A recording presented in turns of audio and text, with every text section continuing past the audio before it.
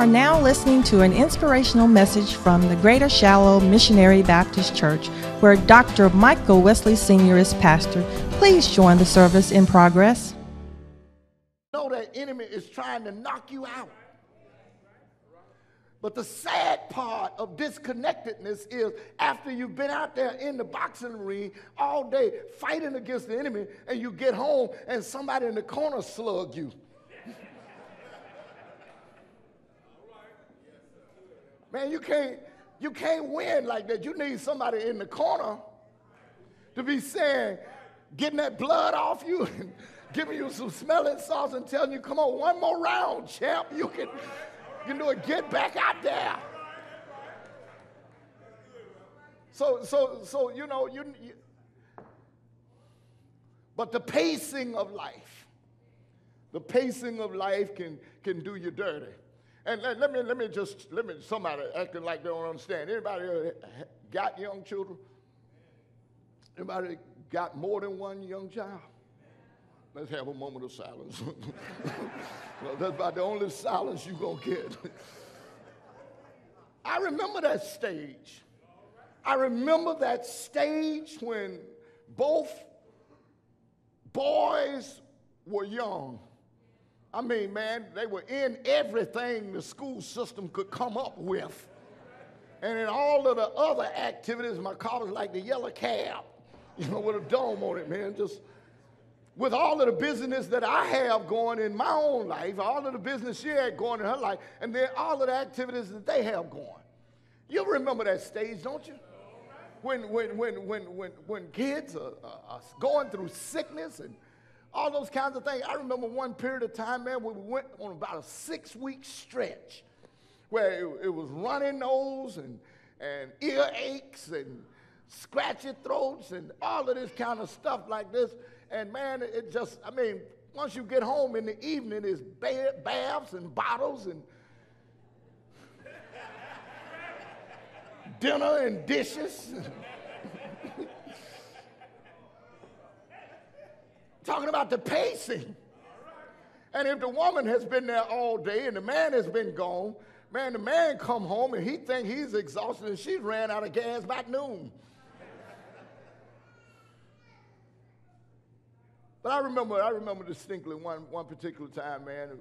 We had been on that one of them about them 6-week going, man. The kids just going through things, sick every day, other day, this, that, and the other. And finally, out of the clear blue one night, they went to bed. They both went to sleep by 8 o'clock. And we looked at each other and said, wow, what do we do now? I didn't know what to do. And so I said, I looked at her and I had a little gleam in my eye.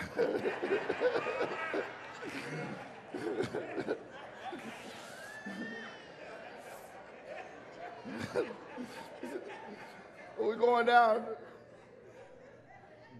the hall toward the room, and I said, boy, it's been wild here. So, I'm thinking to myself, wonder what do I do here? I've been so long. So we're getting there, and we're getting dressed for bed, and, I said, wow, man, it's just good to be able to just lay down and just relax and just, I forgot what you feel like. Come here, and put my arms around the guy, man, and all of a sudden the door bust open, and one of the boys come in.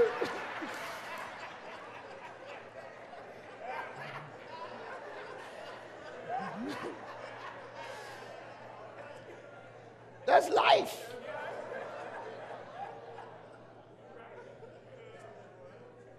And the pacing of that can create more disconnect. And so I want you to understand that sooner or later, what we're going to have to do, what couples have to do, is declare war against the fast pacing of life, because the fast pace of life can cause disconnects in relationships. And it had nothing to do with whether or not people love each other, but it's that if you don't have sometime, disconnection can take place. And I've learned a word, man, probably one of the hardest words in the two-letter words in the English language. I'm still working on it. And that word is no. And over the last little while, I've been trying to say it a little bit more. No. No, it can't go. No, it can't do. No, it can't be. Because you can run, and run yourself crazy. And you know what occurred to me? I got to be honest, got to be brutally honest. I'm going to be self-disclosing here. You know, I was at a men's conference, man, and heard, man, look, brothers, you better slow down. Because you can go ahead and die and stroke out of here and leave that guy with all that money.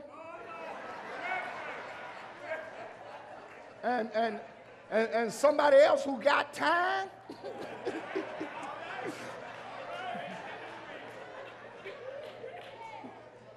will come along, buy a car, and put thank you on it.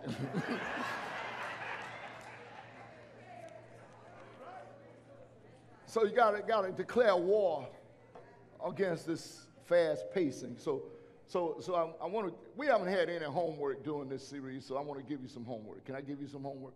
Now you know I can't check up on you, so you're gonna. If you want to grow, you do it. If you don't want to grow, then don't do it. I mean, you know, do it according to you.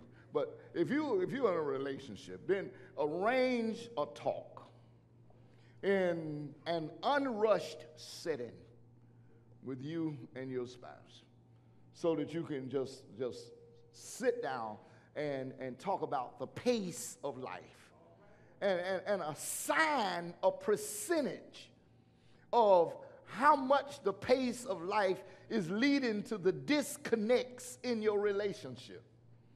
Whether it's 20%, due to never there, 50%, you're there half the time, because you speak in more ways than with your mouth. You speak with your presence. You speak with your absence. You speak with how you say it, with what you say. And so a percentage need to be assigned to how much of the fast pace, the busyness of life is leading to disconnects among us. And the second part of that assignment would be in your declaration of war against the fast pace of life, decide on 2 or 3 strategies that you want to employ to begin to reduce the impact of the fast pacing in your life. Now, there are no easy answers to this. I'm honest with you. If there was easy answers to it, man, I'd be a zillionaire. And somebody else would be too, because somebody else would have already figured it out. But everybody struggles with fast pace. In this society today where both man and woman works, and where you got children involved, you cannot tell me pacing in life does not have an impact on relationships. And then I want to talk about another thing that leads to disconnect. Disconnectedness is stored up grievances. Oh, Pastor, you're just going to get ugly now. Stored up grievances. Have you considered how much damage is done and how much disconnection comes as a result of stored up grievances? Some people say, it's just a minor complaint. It's not even worth mentioning. I won't bring it up. I'll just push it down and swallow it. Oh, really? Are you kidding yourself? Who you fooling? Because I'm just here to tell you that you can pack it down only so much. And eventually, it's coming up again. And it may come up in a manner and a method in which you may not be able to control. And so stirred up grievances. I've had people to say, well, on the other hand, I did mention this, and there was no change, or there was nothing happened as a result of it, so I just decided not to say nothing else about it. Man, let me tell y'all something. Please hear me today.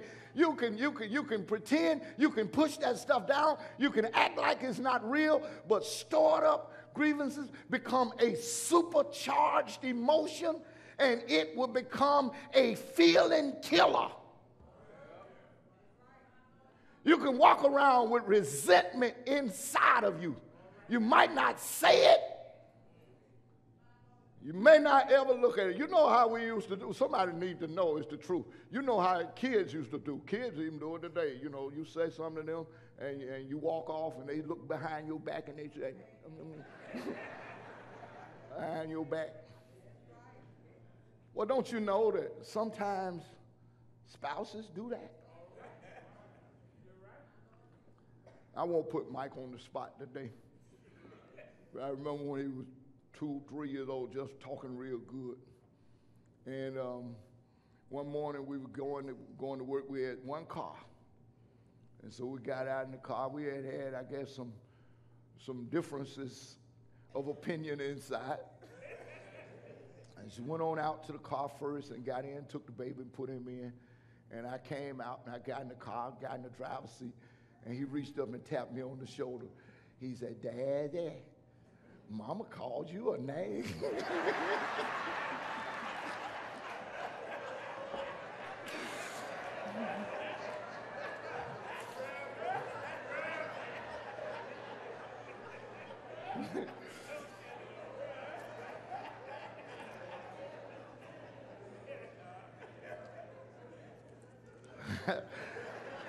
That particular day, I laughed till I cried because it was so funny.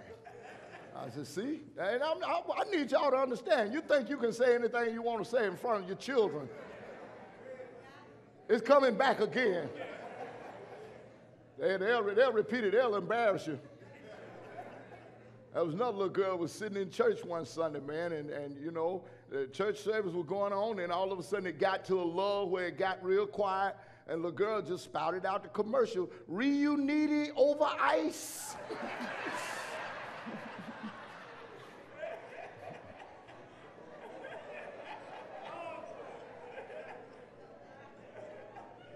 Friends, what I want to tell you is that stored up grievances really, you've got to be able to open the closet and pull out those grievances and put them on the table. If we're going to stop the skids, if we want to continue to multiply the rate at which relationships go down the slippery slope and end in a place that you don't want it to be, you're going to have to be able to open the closet and be able to talk about those grievances and put them on the table. And I know what somebody is saying, said that's not going to be comfortable. It may not be. So here's your second homework assignment. High-risk stuff. Arrange a time to talk to your spouse in an unrushed setting about those things. And somebody's going to need to take the lead. Honey, it's time for us to open the closet and to air out our grievances. I want you to tell me about all of those things that you're concerned about with me, and I'll listen. And when you're done, I'll tell you those things that concern me. But I promise you, invariably, let me tell you what's going to happen. Because most people have not learned to listen. And listening is the hardest skill it is. We go to school, we learn how to read and write and count, but we don't go to school to learn how to listen.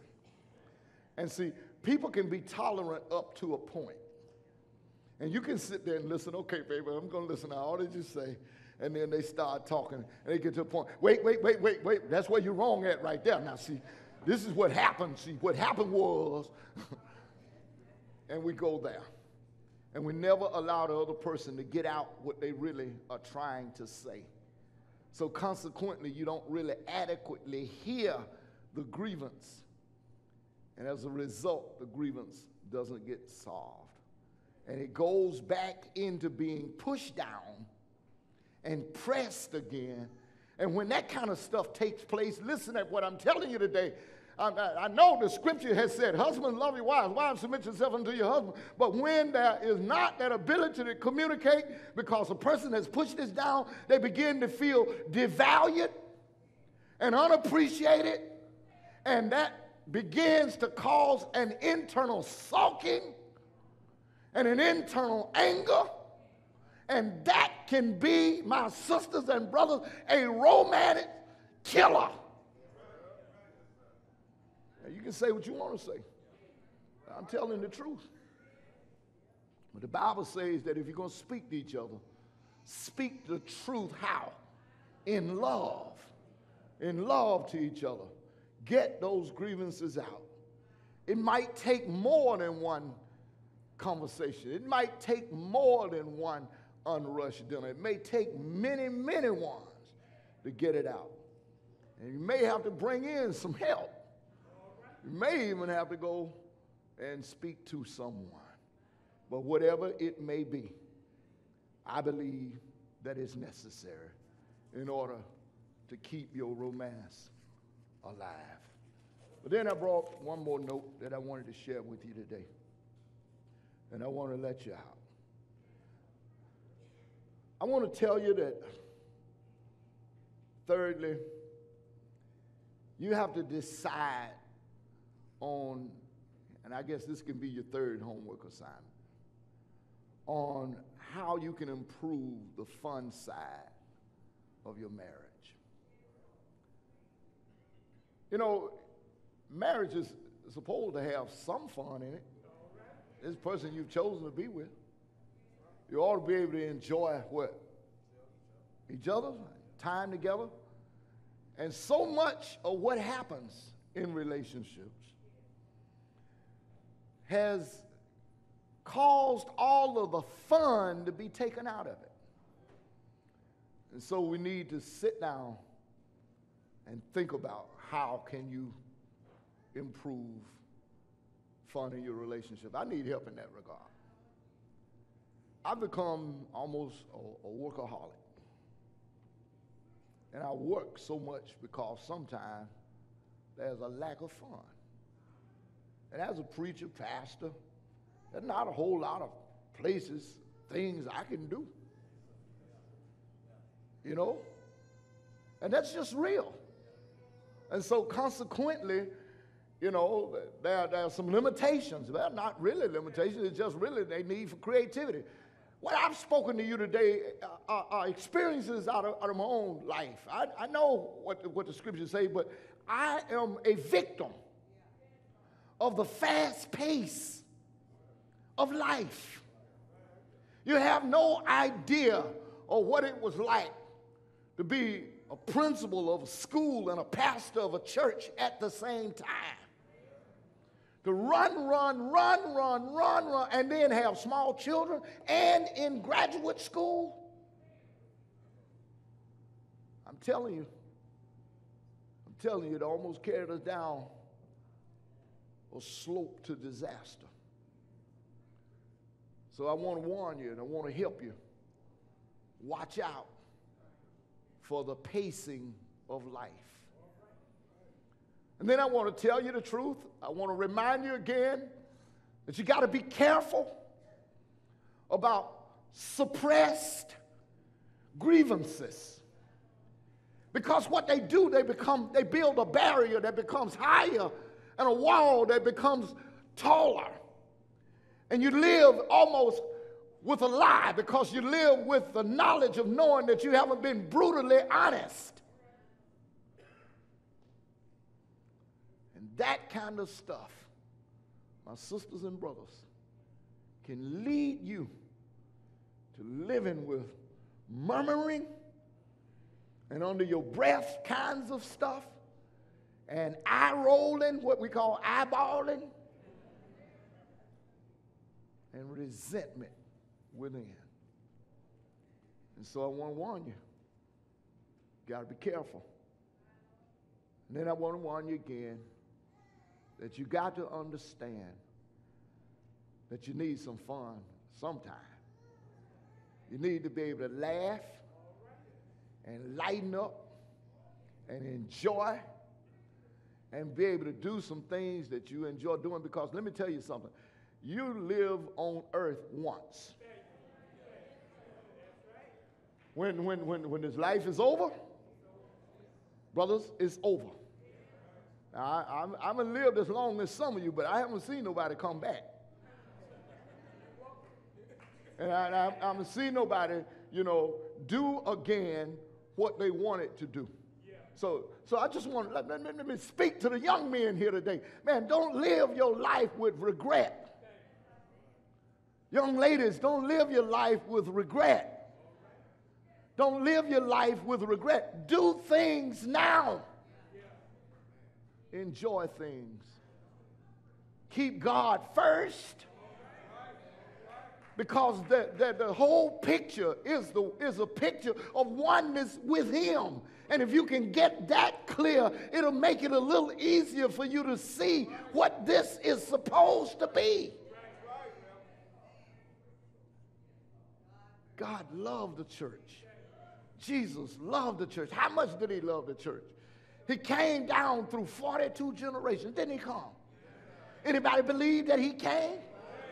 And He walked the dusty plains of Palestine, not just to interact with just a few people over in Israel, but to provide the example for us of what unrelenting, uncompromising love should look like. Jesus dealt with people, man, who He knew couldn't stand Him, but He loved them. And nothing could stop Him from accomplishing His mission. He went to the cross, and He died. But I like what the old Baptist preacher said. But He didn't stay dead. I was early one Sunday. He got up. He got up. I know we like that. And we like, y'all, I know we would rather me talk about Jesus and tune and all of that stuff like that than to talk about some of this painful stuff I've been talking about. Because I realize that in a crowd like this, there are some people who are bristling. I realize that there are some couples who are saying, I ain't come here for this today. But if you're going to keep romance alive, you're going to have to learn what the goal is. Set a goal of oneness and try to find a place of connectedness again, because disconnectedness leads to disaster, and disaster leads to marriage breakups. And so I just want to say to you today that you can't, you might be good, but you ain't that good. And I know you what was that guy named? I think his name was Marvin Gaye. He talked about, he talked about distant lover. and so you need to be able to be connected. And that's what I want to say to you today. Be connected. Keep romance alive. Yes, sir. Yes, sir. Yes, sir. Yes,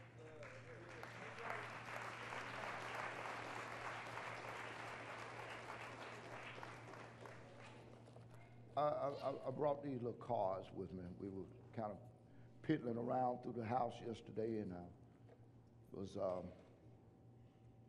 given these cards when I went to London many years ago. My suitcase was packed, and she packed my suitcase. And unbeknown to me, this was from a period when we were really connected. She had put these little notes in my clothes. And one says, congratulations. Another one says, I'm glad we're friends. Another one says, hang in there. Another one says, keep smiling. Another one says, thanks. Another one says, I'm sorry. Another one says, you're a good friend. Another one says, I'm really sorry. And the one that almost made me walk across the water to get back home said, thanks, I owe you one.